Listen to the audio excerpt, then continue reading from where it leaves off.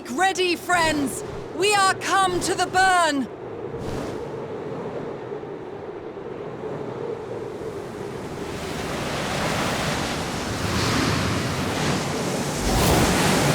Everyone, land where you can! We must wait out the storm!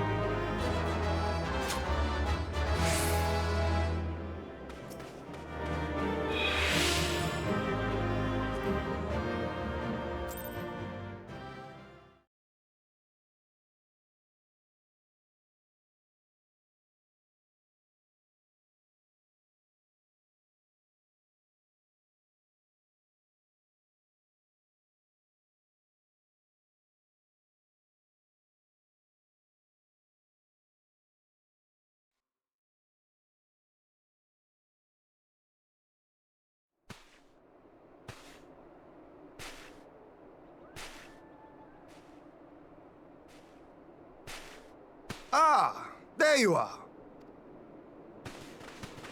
Between contending with bloodthirsty beasts and sand in my every conceivable place, I had begun to despair of finding you again.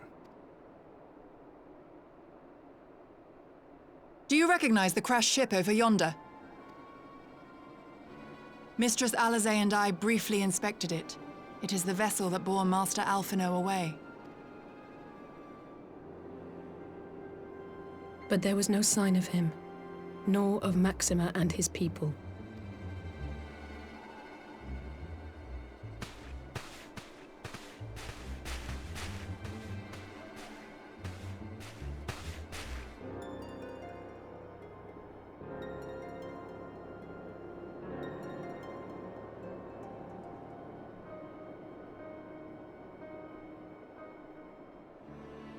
War Machina. It would seem they were involved in a struggle.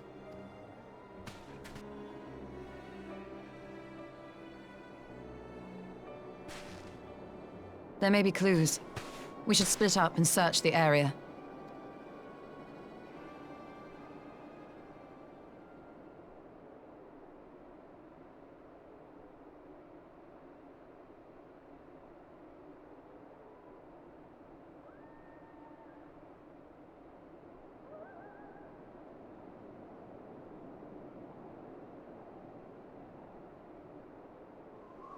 These were no ordinary soldiers. Over here!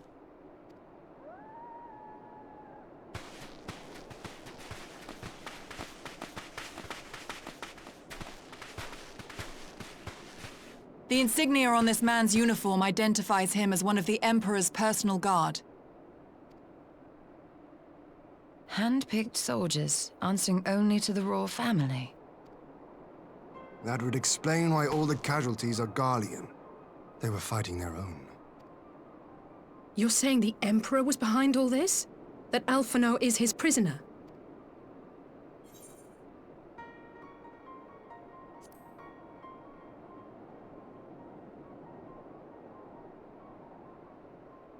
Aye, we must not jump to conclusions. Besides, Alphino is more than capable of looking after himself, is he not?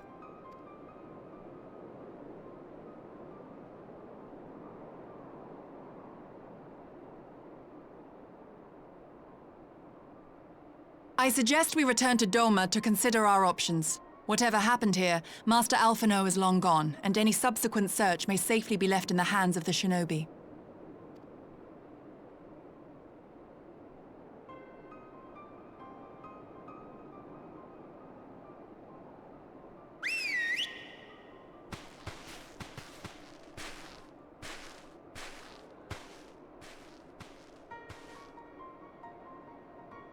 Where in the world are you, brother?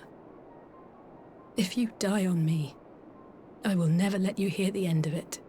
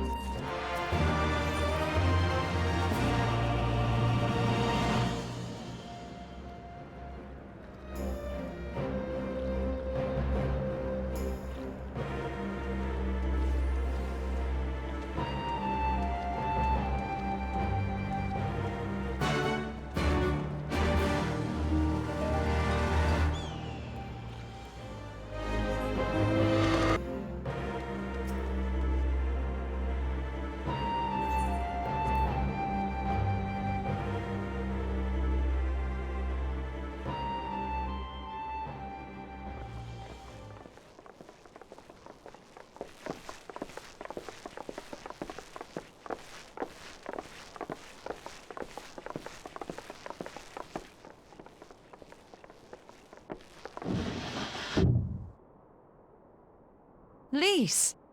What brings you here? Oh, Alliance business. We have a request for Doma. Well, Hien. But that can wait. They told me you were out searching for Alphino. Did you manage to pick up his trail?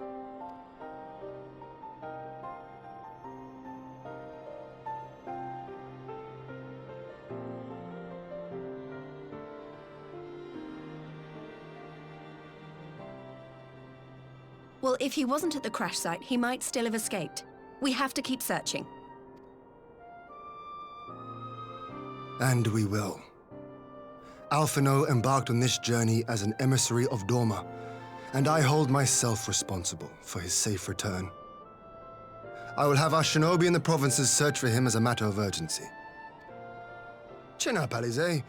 You'll get to admonish your brother for his recklessness yet. Well, someone has to do it. I'm sure he's going to be fine. There is one thing I'm not sure about, though. You said it was the Emperor's personal guard that attacked Alphino's airship. But the Popularis would never have been able to arrange the prisoner exchange without Varus's blessing. So why would he sabotage his own mission? They may not have been acting on Varus's orders. The guard answer not only to him, but to his family, the Crown Prince included. When Yotsuyu summoned Tsukuyomi, Asahi was quick to proclaim that a dormant citizen had violated the terms of our agreement, that the negotiations had failed.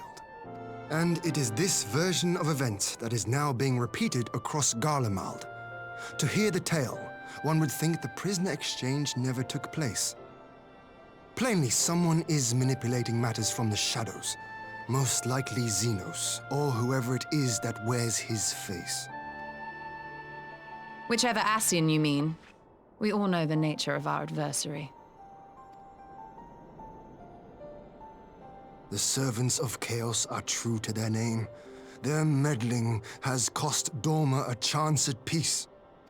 Whoever it was that loosed his personal guard, the Emperor cannot be ignorant of these developments. We must proceed on the assumption that our treaty is indeed in tatters.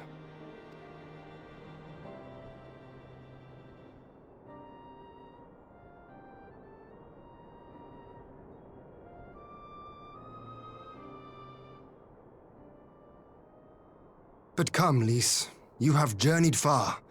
Let me hear your petition. Right. So the big news is that Alamigo has agreed to join the Eorzean Alliance. To make it official, and discuss where we all go from here, the leaders of the 5 nations are planning to hold a meeting, and we were hoping you might come too. We've already seen what we can achieve when we work together, and the Alliance hopes to work even more closely in future. They think it's our best hope of keeping the Garleans in check, and I agree.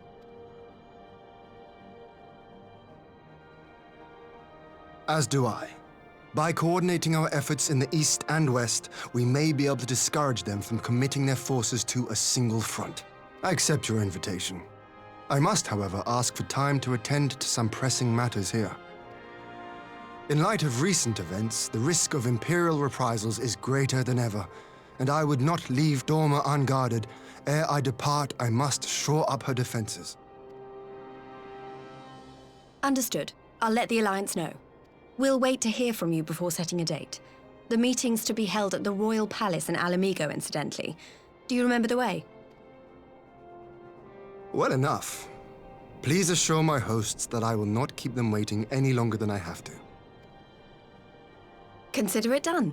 And thank you for agreeing to come. If we all put our heads together, we're sure to find the best way forward. For everyone.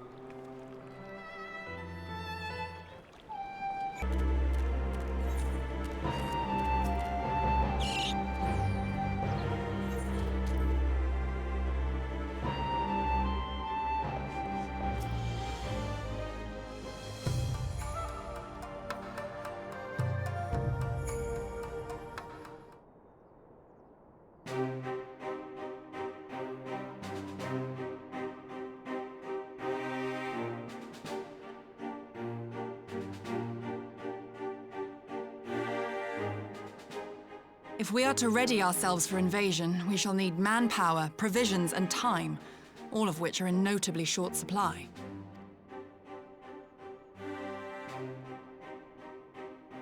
Candid as ever, you giddy, and correct, I concede. Fortunately, I have an idea. 'Tis plain no single nation can stand against the might of the Empire. And it was only with the aid of others that Dorma succeeded in winning her freedom. So, I mean to take a leaf out of our Eorzean friends' book and form an alliance of our own. In addition to those with whom we already share an understanding, I would reach out to Hingashi and Suinosato, and further afield to the myriad peoples of Nangsha and Dalmasca. I am under no illusion. Not all will answer the call. Yet disparate though we may be, we are united in our desire for freedom. If our neighbors could be made to see what is at stake, Ascian machinations and all, cooperation need not be so far-fetched a notion. It may even seem practical. Under the guidance of our former leader, Master Louis Soir, we once strove to unite the fractious city-states of Eorzea. I dare say that experience shall be of use in your endeavor. We should be glad of your wisdom. For the record, I would have been in favor of this plan even if it hadn't been my grandfather's, but I have to ask, how will we secure the time to carry it out? Not that anyone has forgotten, but the Garleans have airships. Lots and lots of airships. Should they catch wind of our plan, they could send an armada to overwhelm us before our alliance had even begun to take shape. Not if we deny them access to the skies. During our time in the Burn, the Warrior of Light and I chanced upon some Allagan ruins. Oh? As such ruins go, they were not particularly unusual. But something about the surrounding land struck me as odd. Faint though it was, its ethereal residue was uncannily similar to that of Azizlar. Identical, in fact.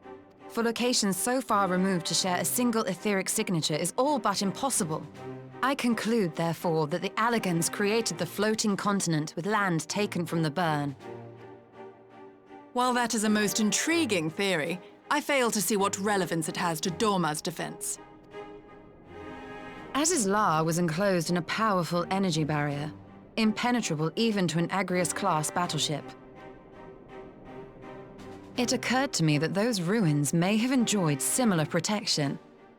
I have no proof, but the Warrior of Light did report seeing a structure resembling other known Allagan field generators.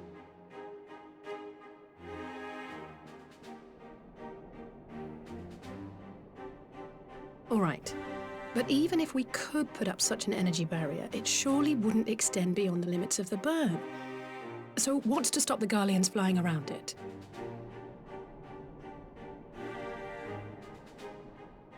Fuel. The Dalmascan capital, Rabanasta, was a key Imperial refueling point in the east. By laying waste to it as a lesson to the rest, the Empire greatly hindered its own operations in the region.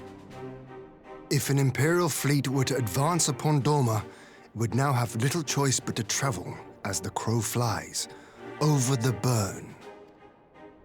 I see. A word of caution. Even assuming the generator still functions, raising a barrier of such a scale will require a prodigious amount of energy. And few places are so bereft of suitable crystals as the Burn.